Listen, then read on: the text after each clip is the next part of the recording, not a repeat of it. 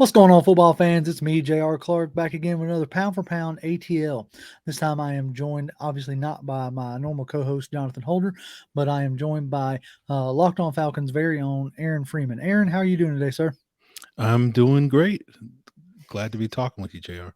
Yeah, I am. It's something I have contemplated doing for a while now, reaching out to you to see if you'd rather, if you would like to ramble on about, prospects and or whatever. But after spending some time with you down at the Senior Bowl, I've had a little bit more confidence to do so. So I appreciate you taking time out of your day to join me. No problem. Um, so speaking of, in a sense, the Senior Bowl. Well, let me back up a little bit. Right now, as it stands today, the Falcons haven't improved their offensive line. Now, they have made two moves in a sense. Like you have extended Chris Lindstrom, you have brought back Caleb McGary. But on the surface, that's not any different than what you had last year. That's not necessarily an improvement. And as far as we're winding down the free agency period, and fully like turning our attention towards the draft, as it stands right now, the Falcons haven't even talked to an O lineman unless I've missed something. Yeah, I think they pursued Tristan Colon Castillo, Okay, and he signed with somebody. I can't right, remember who. got you. Um, and I thought that was interesting because he's a sort of center guard combo player, and Hmm. so I was curious. Okay, what is that? What is that telling us about what the Falcons are looking for along the offensive line? And your guess is as good as mine when it comes to that. I mean, I think you like in a way you hit the nail on the head, right? Like by bringing back McGary, even if it is structured in a 2-year deal, or like it's a 3-year deal, but you can get out after two. That's still showing, some confidence on the right side of that line. Up to this point, this regime has, made no bones about it. The only people that were safe were Chris Lindstrom and Jake Matthews. Um, so them bringing back McGary at least kind of would lead you to believe that they feel like he's going to be their starting right tackle. So then that turns squarely to your guard and your left guard and your center, which left guard for the past few years have been a revolving door. And at times last year, the center position looked like it could really use a major upgrade. What were your feelings on Drew Dahlman's like overall like year last year? Yeah, I think it was up and down. I thought there were Um, I thought he probably did better at the beginning of the year, then kind of faded it towards the middle of the year, and then I think I wouldn't say finished strong, but I thought was a little bit better down the stretch than he was earlier in the season. So it's kind of up and down. I think my expectation the Falcons would bring Drew Dolman back. I wasn't really expecting them to try to upgrade that position this offseason. I certainly think there will be options available in free agency or the draft if they want to go with a veteran in that regard that they could. But it seems like their goal is to try to develop Drew Dolman and hoping that he can be their long-term center option. And I think he did enough last year that makes me feel like that's not a terrible bet, you know? Right. Um, he's got to clean up the snapping issues, and he's got to clean up some of the blocking stuff. But I thought, as far as year one as a starting center goes, I thought I had a generally more favorable opinion of Drew Dolman's 2022 than I had of Matt Hennessey's 2021. But I think part of that is owed to just the overall offensive line being so much better in 2022 than it was in 2021. And so there was kind of like a stink on everybody in 2021 that Mhm. isn't necessarily the case from the 2022 unit. Well, you also got to throw in however much of a marked difference that it makes, but when you have a quarterback that can move and get out of the way of oncoming rushes, and you're actively moving the pocket, that tends to I would tend to think that would tend to favor the offensive linemen and their play. So that kind of leads me into like the vast majority of us feel like you can't come out of this draft without some form of drafting another O lineman. Now, the first 2 years in the regime, they drafted O-linemen back to back with Jalen Mayfield and with Justin Schaefer. Now, Schaefer was a 7th-round pick. He may never develop into more than anything than just a depth piece at best. But do you think that they have, like, is the ship has sailed on Jalen Mayfield? Or is there still hope that he can regain some semblance of confidence? Are you asking me, or are you asking me as the mouthpiece for the Atlanta Falcons? I am asking you, how do you think the Falcons view May? I don't know. Look, Okay, all look, I want right. Mayfield off the team myself because Yeah. I don't know, but I'm just trying to like get a different perspective. I got you. I got you. Yeah, like my personal opinion is that ship has sailed.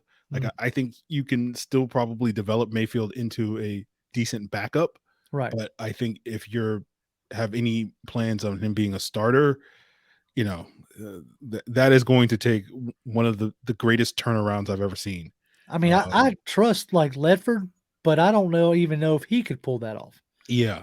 So, I mean, they need to build a statue to Dwayne Ledford if If he he's does, able to turn Jalen Mayfield into a competent starter moving forward. But my guess is, I kind of assumed the left guard position they would try to bring back Elijah Wilkinson okay. and have him compete with Hennessey for that spot this year.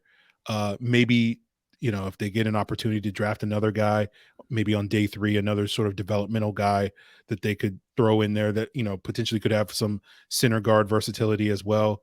Um, so that's kind of my expectation, but we haven't heard any sort of word on Wilkinson's status in free agency if the team is interested in that. So Hmm. saying that, like, it's possible that they could plan to have that competition between Jalen Mayfield and Matt Hennessy. Yeah, Um, which is like Hennessy is interesting. Like he finished out the year at left guard when Wilkerson went back out. And the fact that they turned to Hennessy over Gossett was an interesting choice. Do you think that that speaks to them maybe giving Hennessy first shot? Because he didn't look horrible, not like he did his rookie year when they trotted him out at left guard. So it looks like he had made some strides in that area.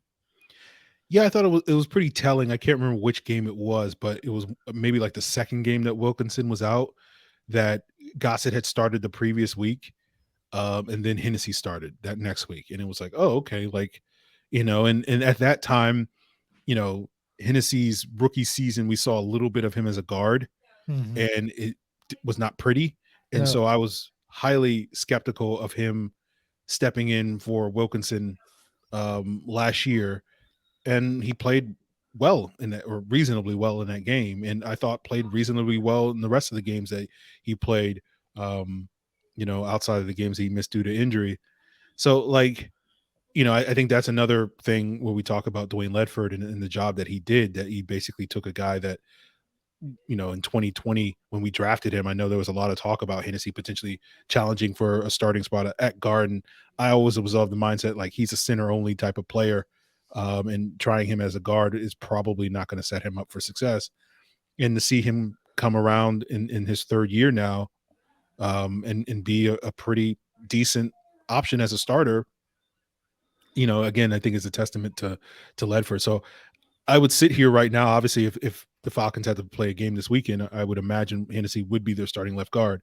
right, But I would imagine they also don't want to necessarily hand him that job, based off of what, 2-3 starts that he had last year. right. So, whether it's a veteran, whether it's bringing back Elijah Wilkinson, whether it's Jalen Mayfield, whether it's bringing back Kobe Gossett or Chuma Mhm. Adoga, or one of those guys, or drafting somebody, I would imagine at some point we will see the Falcons add somebody else to that room that is going to push Hennessy, but we may learn that it is Hennessy's job to lose. Right. Now, so speaking about like adding, folks to the room, there were some not just limiting to the Senior Bowl per se, but there were some like really interesting O-line prospects that we saw down at the Senior Bowl, and one of the ones that jumped to mind immediately is Cody Mauk out of I may have said that last name wrong, it may be Ma, but either way, close. So, he's out of North Dakota State, and at North Dakota State he was a tackle. And down there at Senior Bowl, we watched him practice all up and down the line, from center to both guards, both tackles. Like, so you speak of like versatility. I mean, is that a guy that like for us or for any other team is like is he a guy that you're high on? I'm very high on Cody Mauk.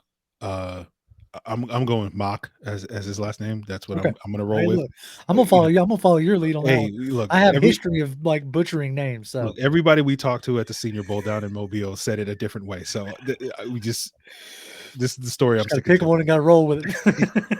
So um, I'm very high on him. Like, Right. when I hear people talk about, the Falcons potentially taking a guard at 8, like Peter Skoronsky out of Mhm. Northwestern, I kind of just go like, why draft Peter Skoronsky at 8 when you can get potentially Cody Mauk at 44, right? Yeah, Like, it's 44. Yeah, definitely. and I think Mock is a really good fit in the Falcon scheme, right? Now he didn't play guard in college, but given he has similar arm length concerns that Peter Skoronsky has. Typically, Mhm. NFL teams don't like tackles that have under 33-inch arms, and both him and Skoronsky came in under that number Mhm. with their arm length measurements, and so that immediately caused a lot of teams to look at those guys as interior players as opposed to tackles. And I think the difference between Mock and Skoronsky is Mock played in a blocking scheme that is identical to what the Falcons run, which is their Right. outside zone scheme. That's that North Dakota State that basically runs a variation of the Shanahan style, West Coast style offense. And I feel like Mock has all the skill set and tools that you're looking for to that if you're going to bet on anybody making that transition, you know, day one and coming in here and legitimately giving Hennessey a run for their running money. I think Mock is kind of the perfect guy. And I think, I know there's some Falcon fans that would hear this comparison and, not love it, but like, I feel like him and Jake Matthews are extremely similar players. Like they Mhm. are really good athletes. They are ultra competitive players. They may not be the strongest, bullies on the block, but they win with technique. They win with Mhm. competitiveness. And like similarly, I feel like Mock is going to be one of those players that whoever drafts him, they're going to get a guy that's going to wind up starting, a decade or more for their team. And I think he has the positional versatility to play to potentially start at, you know, all 5 positions as you Yeah. alluded to, JR, when we watched him in practice go to a different position pretty much Every from snap, it seemed like. one rep to the other. Yeah. And, like he got beat certainly Yeah. a number of times, but given that he was holding his own at a lot of those positions, and I'm not saying he's going to be the same as this player, but it kind of reminds me a little bit of what Zach Martin did many, many years ago at the Senior Bowl, where he was basically the only guy that could block Aaron Donald during that week of practice. Right.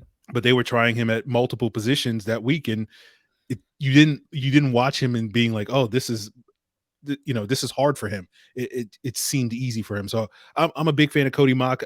I could see him not being there in round 2, just because, there's a potential for a run on offensive lineman Mhm. sometime in the first round where there's several O-line needy teams picking in the middle and later in that round. I'm really worried about Buffalo taking him, Mm. late in the first.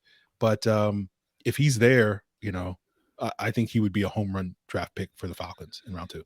Yeah, he's a guy that, outside of like when we brought back Caleb McGary, in my mind, as far as needs went, that took guys like, Dawan Jones and Broderick Jones and some of those other guys like Paris Johnson. It kind of took those guys like off the board in a sense because you weren't handing McGary a prove it deal. Um, so I don't think he's going to have to fight for his job, per se. So that moved like the need in a sense, to second, third, fourth round or whatever. So I started like really looking towards that, and Mock was a guy who, like you said, he he may have got beat, but the next rep he won, and like you saw him like visibly get better. Like each rep he took at these different positions, and that was a super encouraging sign to me. Now I think I'm with you. I think that they're probably going to roll with Dahlman at center. Like everywhere that anytime they've had a chance to talk about him, they've talked pretty highly, about him and about his progress throughout the season. So I think a guy like John Michael Schmidt might be like off the board. But would it surprise you if they took somebody like a John Michael Schmidt, arguably the best center in this particular draft? I mean, it would surprise me in the sense of I don't believe that the team.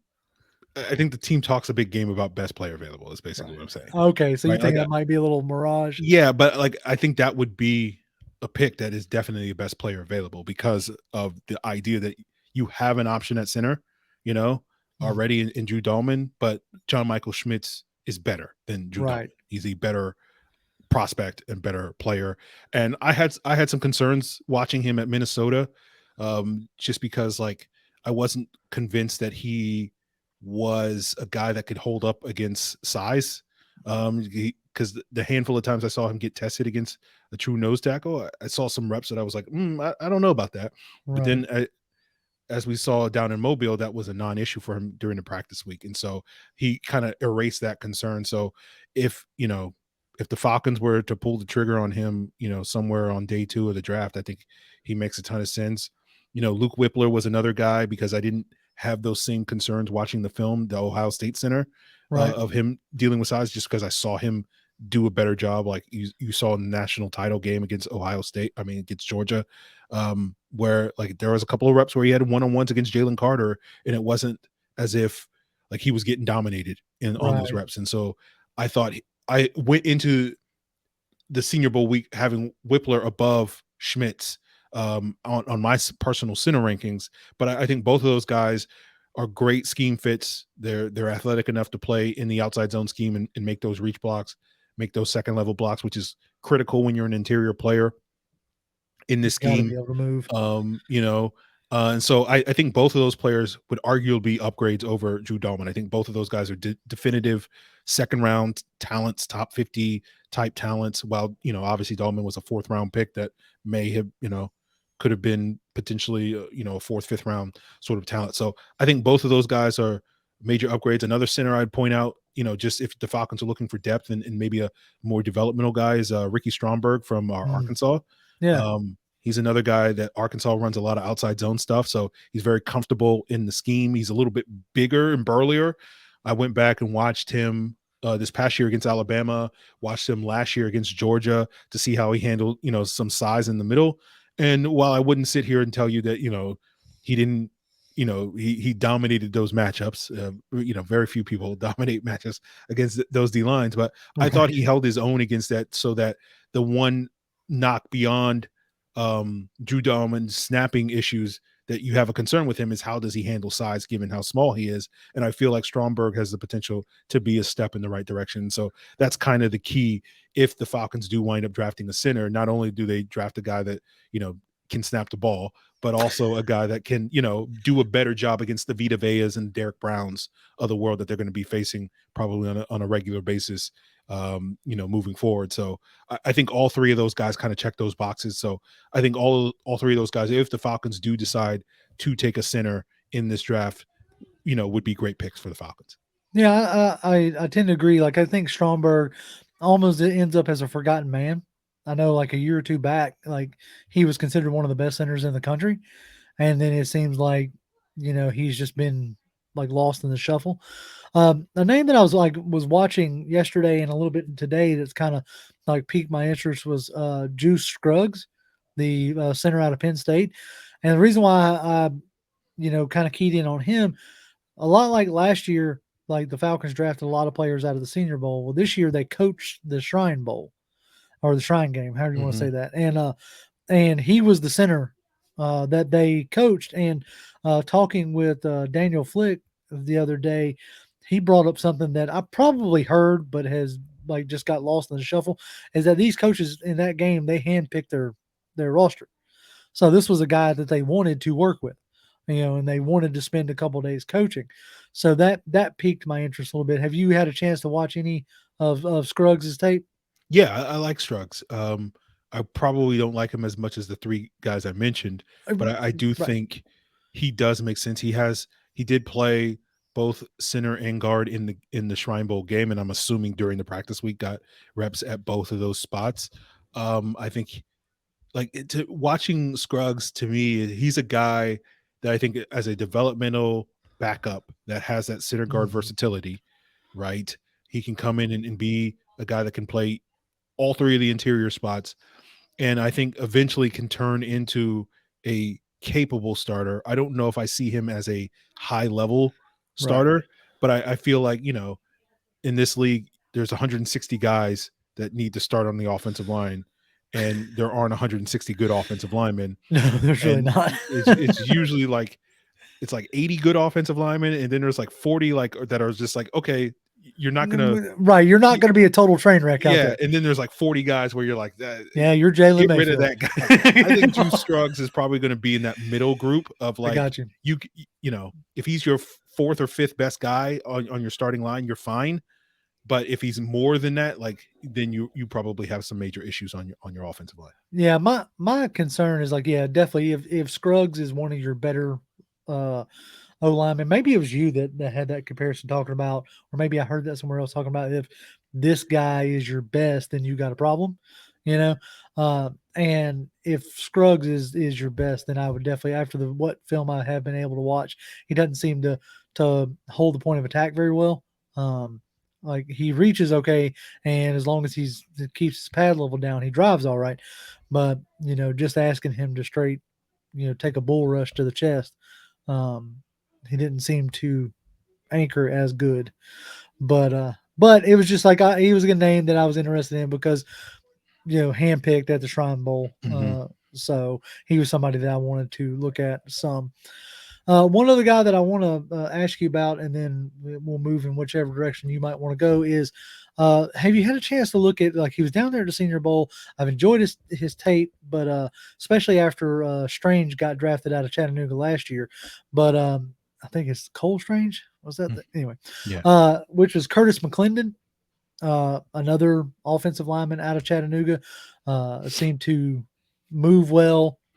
He was definitely like the best player on that Chattanooga line on the games that I watched. It was not hard to find him, which is good when you're watching, the lower level schools. You want to be able to easily see the person that you're checking out. But do you have any, like, have you had a chance to watch him at all?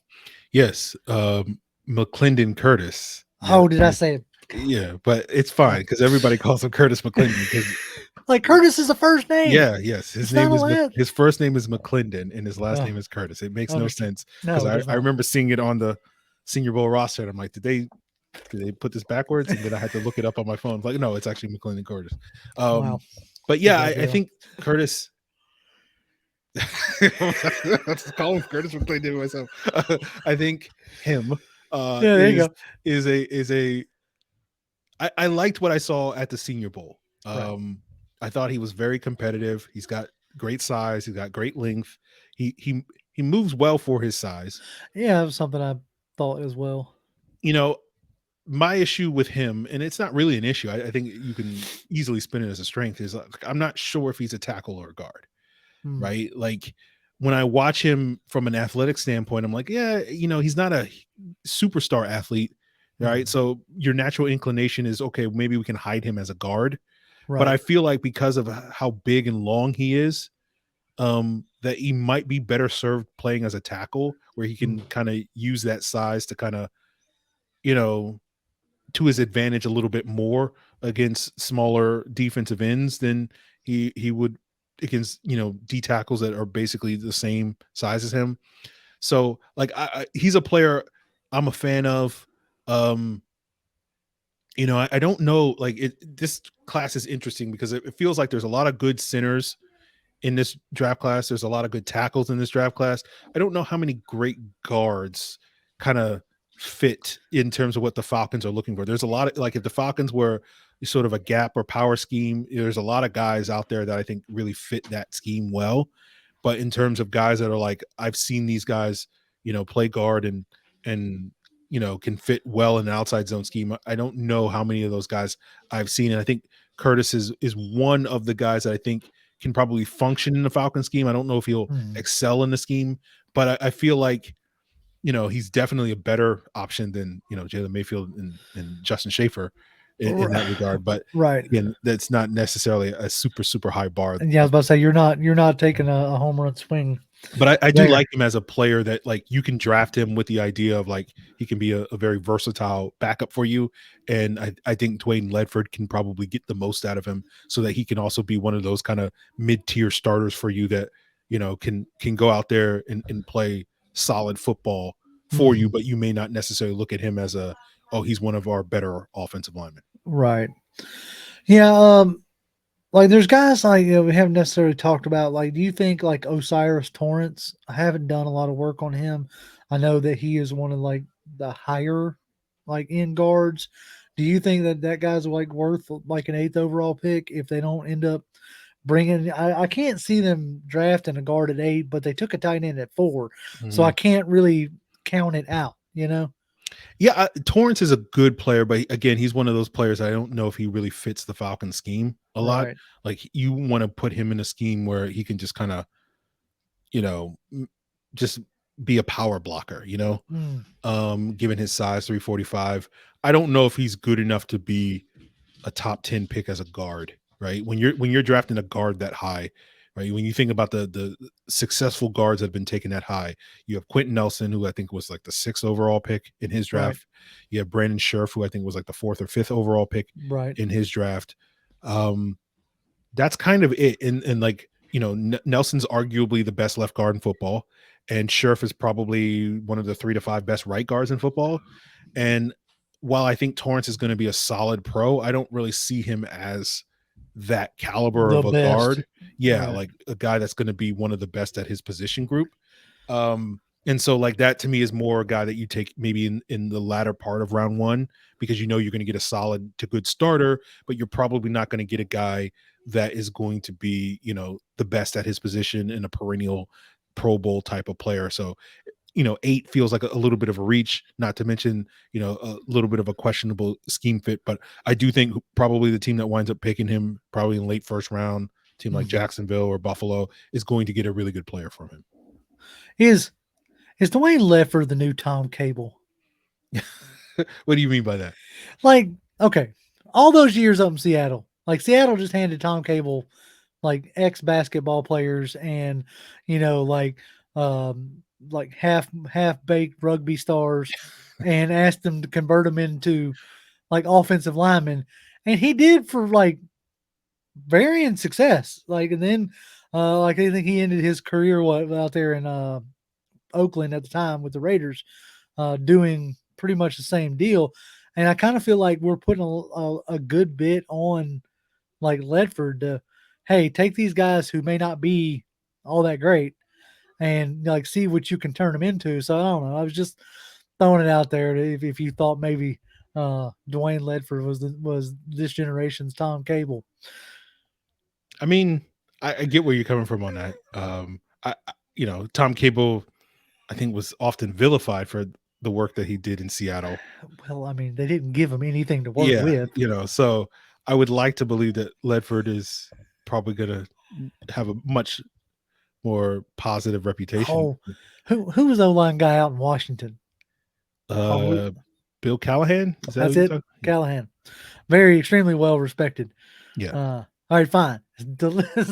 Ledford, the new Callahan. yeah, yeah. I mean, it's funny because like because of the great job that Ledford did, you kind of feel like, hey, we'll take these projects, we'll take all Yes. these guys. Like, you know, back when, you know, the week where we were worrying about them taking a tackle at 8, like, you know, my favorite tackle in this draft class is Broderick Jones, not because Yeah. Broderick Jones is the best tackle in this draft class. He's not, right? And not because Broderick Jones is really a guy that I would think in an ideal world would start week 1. I think he'll struggle as a rookie a Yeah. lot in probably the first couple of years, but because of my overconfidence in what Dwayne Ledford can do, I'm like, hey, give Broderick Jones to him, and in 3 years, Broderick Jones will be like a elite tackle Like in this league, and like it's like you just kind of expect Dwayne Ledford to work these miracles. So I yeah, kind I of get where you're coming from with that. I kind of felt the same way about Darnell Wright out of Tennessee. Like, like you said, that week or so that it looked like there was a real strong possibility that,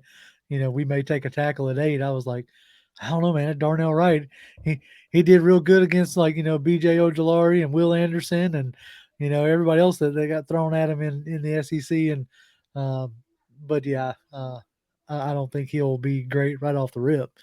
Uh, there's a common, I say a common. There's a saying that a guy I converse with on Twitter, and I know you've conversed with him before as well, Juke on Twitter. He said more than once, like, O linemen age like fine wine, and he's always advocating for just keep them, because they're only going to get better, and maybe they do, maybe they don't, I don't know, but guys like uh, Broderick Jones and Darnell Wright were initially pretty high on my list. I wasn't really convinced by Skoronski. Um, I think I don't know. I think he's a guard, right? That's what he seems like to me. Are there any other guys that you could see the Falcons like entertaining, or that you would like to see the Falcons entertaining? I'll throw out one other name, Yeah. maybe a day 3 depth piece, another sort of guard in that McClendon Curtis mix. Someone like Chandler Zavala from NC State. Mm. And you got that NC State connection. We got a couple of coaches that Yeah. coach offensive linemen at NC State. The new assistant offensive line coach, Son Flaherty, I think, has been at NC State the last couple of years before joining the Falcons last year. Zavala, played next to the player that was my favorite player prospect in last year's draft class, Ike Ekwonu at left guard. So, while he's not Ike Ekwonu, he's like, you learn to appreciate his game playing next to Ike Ekwonu, and NC State played an outside zone type of scheme. So he's comfortable in the scheme. He's a good player, right? Like, I think he's a player that you could draft on day 3 with the idea of, okay, well, he'll ride the bench for a couple of years, but year 3, year 4, towards the back end of his rookie contract, again, especially with the confidence that we have in Dwayne Ledford, like that could be a pretty solid starter for you. Like he could be kind of like what Wes Schweitzer was, but instead of letting him walk and play his best football elsewhere. Like, you would actually get that here in Atlanta. That boy, I chuckled quite a bit. I was like, what kind of a awesome story would we bring everybody's loved Wes Schweitzer back? Because, he was not loved at all. He was not loved when he was here, but we saw what followed him at left guard the next couple of years, and it was right, man, I really appreciate it. Oh yeah, dude. I could also appreciate Wes Schweitzer like hanging Atlanta the bird and telling them to move on, because nobody held back on him. Well, man, I really appreciate you. Like I said, I really appreciate you taking your time out of your day and talking to linemen. That's not everybody's favorite, but over the years, I've come to really enjoy, like watching O linemen play, even to the point of last year, helping an 8th grade football team by coaching their O linemen, which was like herding cats. I don't know if you've ever tried to herd cats before, but get a bunch of 8th graders just to step one direction all at the same time. That was a challenge. But I'm sure it was.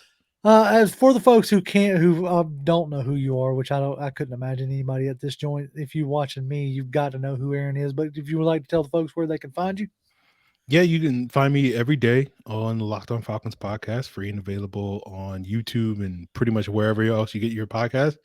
If you enjoy snark and sarcasm, then you can follow me on Twitter at FalcFans. That's FalcFans.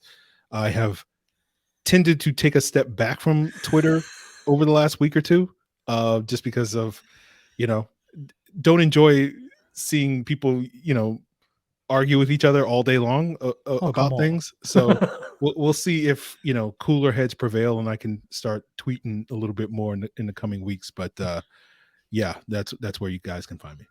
A lot like wine, Aaron is an acquired taste. That is definitely fair, right? There you go. Look, that's why I tell people when I do guest spots on anybody, it's like, if you enjoy snark and sarcasm, then follow me. If that's not your cup of tea, then don't follow me. You will not enjoy it. That's right. Oh man, but as always, Falcons fans, y'all can follow me on Twitter. I'm at Grim1128. That's GRIMM1128. Keep your eye locked on the channel, as we are live every Tuesday, and then Fridays and Saturdays we tend to have shows quite like this, as we try to bring y'all different perspectives, not just mine and Jonathan's. But as always, Falcons fans, rise up.